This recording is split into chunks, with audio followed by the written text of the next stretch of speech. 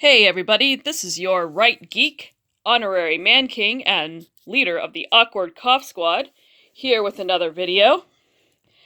And today I'm going to go through part 2 of Armor Wars. Part 1 I posted on Monday, so here is part 2. So where we left off, we left off with Tony and Steve in a confrontation at the vault. And Tony is forced to disable Steve in order to accomplish his goal of disabling all of the armor that has his proprietary technology.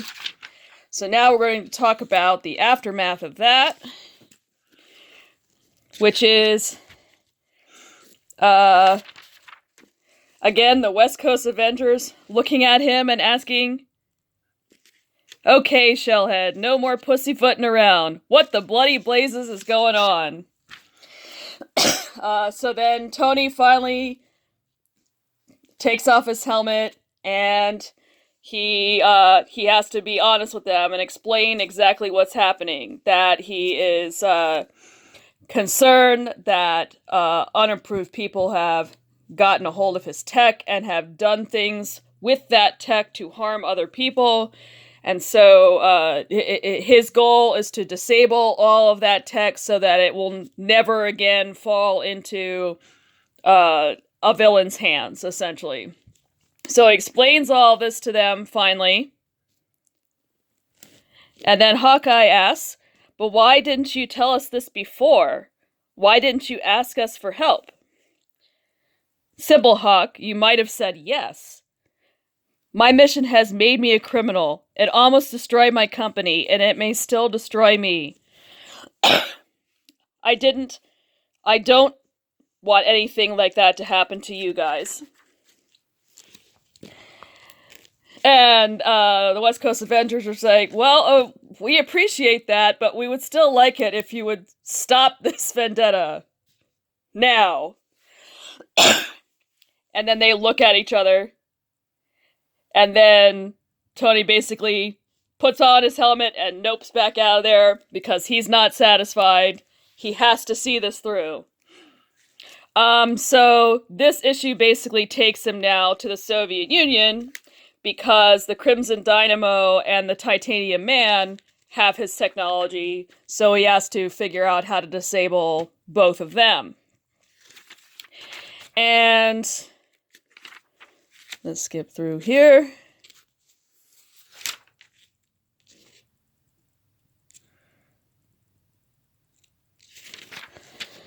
Okay, so I tabbed this one.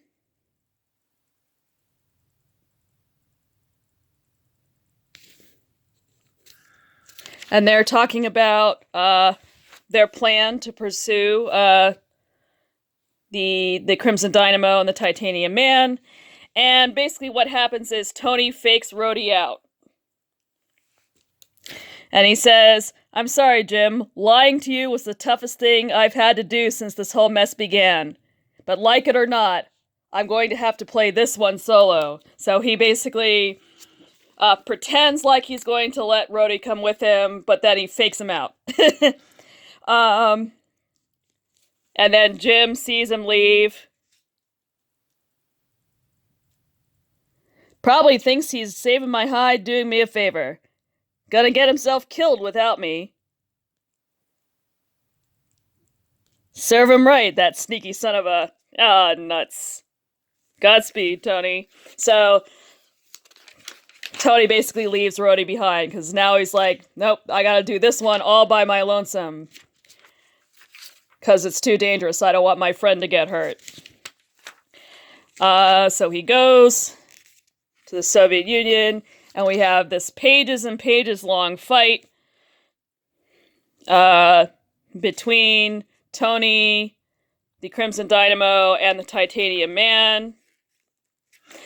This is what's great about these earlier comics, by the way, is when there's a fight, it's not one and done. It lasts for pages and pages, and there's struggle in it.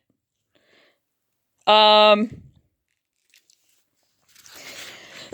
and essentially, what happens here is after Tony successfully defeats the Crimson Dynamo, he gets into a fight with the Titanium Man, and what ends up happening at the end of the fight is Tony accidentally kills the guy in the Titanium Man. So once again, the writers here, they're really escalating the stakes. You know, you had first he had to go up against his oldest best friend, and now he's in trying to defend himself, he's accidentally killed someone that he didn't mean to kill. And his reaction, for a moment, Iron Man hovers silently, then slowly turns and flies east over the Bering Strait. He will radio Jim Rhodes for a helicopter rendezvous. He will do this out of instinct, not from thought. For at this time, his mind is as cold and numb as the blackened tundra below.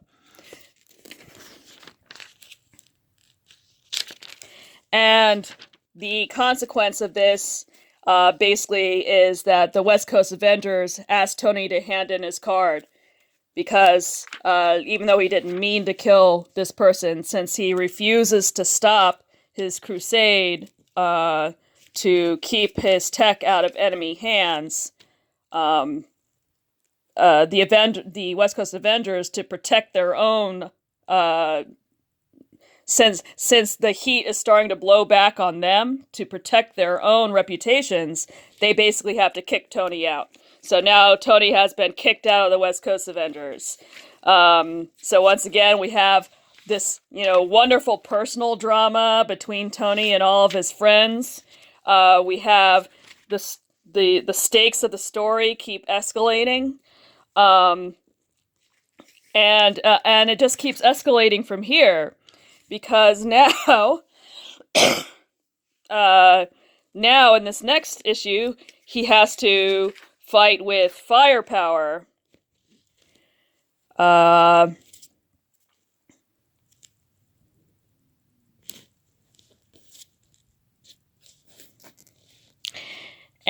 as he's thinking about what he's going to do and everything that has happened, we see here, okay, so I tabbed this because this is the moment where he's most tempted to go back into drinking because of how, because of what has just happened in the previous issue. So Rhodey comes in, sees him staring at this bottle of liquor, and asks, "Chief, you okay?" "Ah, Rhodey. Sure, I'm swell. Just sitting here savoring my latest victory." And that's very clearly sarcastic. "This whole quest to get back the technology that was stolen from me was meant to save lives. Now, because of it, someone has died. And even knowing it was an accident, that I was defending myself against the Titanium Man, doesn't make me feel much better."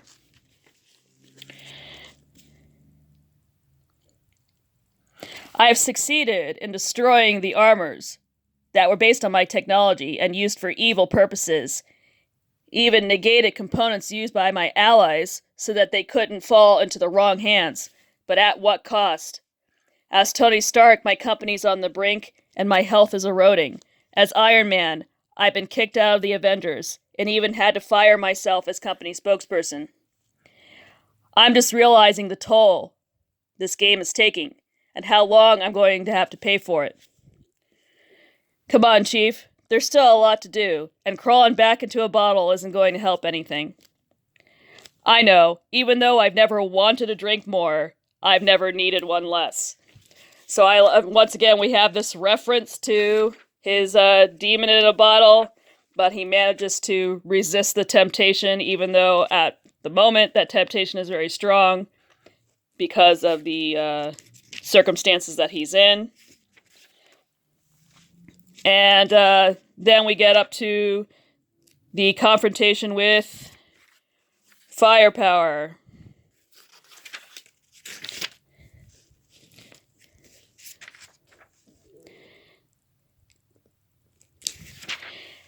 And once again, we have this battle that lasts for pages and pages. And the key thing about this battle is that the government has examined the negator pack that was used on Stingray, if you remember from the first video. So when he tries to use the negator on Firepower, it doesn't work because the government has shielded Firepower from the effects of that negator.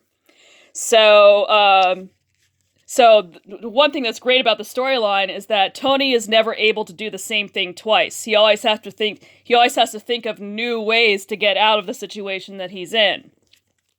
And in this case, because he can't defeat Firepower in the usual way, he actually gets beat all to hell to the point that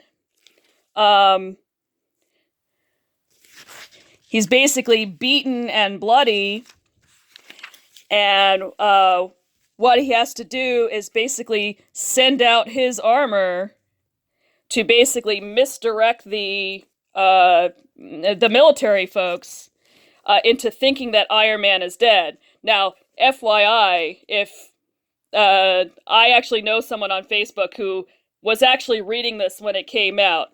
I actually read it many years later, but he was reading this as it was coming out, and he said that this cliffhanger right here with the beaten up, bloodied helmet here, that really freaked him out. For the next month, he was like, "Oh my God, is Iron Man really dead?"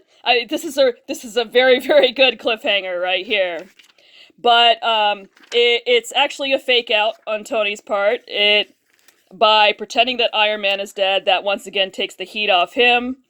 But again, as you can see, he's beat all to hell because of that confrontation. And he's thinking really at this point that I'm not going to go back to Iron Man. I'm not going to go back to being Iron Man because this is just one of those periodic times where Tony thinks maybe he should quit this whole lifestyle that he's living. But it turns out that Edwin Cord, one of his rivals, still has control over Firepower, and Firepower is now being deployed to destroy Tony's holdings and basically disrupt his business. So what does that mean? Well, that means that Tony has to once again build another suit of armor in order just to defend his own interests. So we have here this really nice sequence of him basically holed up in his lab, coming up with this new suit of armor, and it mentions in the narration that people keep trying to call him, but he's so focused on his work that he doesn't call back. This is a very classic Tony Stark sequence right here. So occupied with his work that he basically has no time for anything else. That's a very Tony Stark moment. And here we have the new armor, which gets unveiled here. And with this new armor, he is able to defeat Firepower once and for all.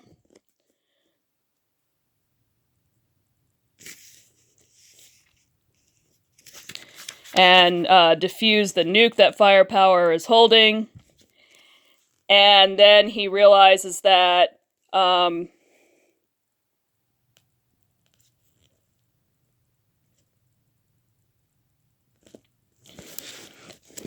now he realizes that maybe he really can't quit, even though he was thinking about it before. He says, "And well, they may not attack me directly. There are very few people powerful enough to stand against them, to offer protection for the blameless and innocent. And with this armor, I'm one of those few." So he was thinking about quitting, but he's still being pulled back into this life by that weight of guilt and responsibility.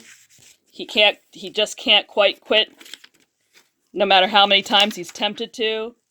And then, so that's the end of the actual Armor Wars story. And then there's this really great epilogue where he basically has this nightmare. And what's really interesting about this nightmare in this issue is that the demon he's really fighting in this nightmare is a mechanized version of himself, which is just classic Tony Stark self-loathing right there. So that's really just terrific. Yeah, as he says here, I've never been so afraid. Never had a foe I hated so much. A demon I held so dear. And once again, let me point out that what he is fighting in his nightmare is basically himself. So, the symbolic significance of that is just really fantastic. So that is the Armor Wars graphic novels. One of these graphic novels that matters, as Zach would say. It's one of the best stories in Iron Man history, again from the late 80s. I hope you enjoyed me talking about it. Definitely pick this up if you ever get an opportunity, because it's amazing and well worth the read. My next video is probably going to be on Monday because my remote teaching has begun, so I will have a little less time to do videos from this point on. But I will speak to you again on Monday, and I hope to hear from you soon. Thank you for listening. Peace out.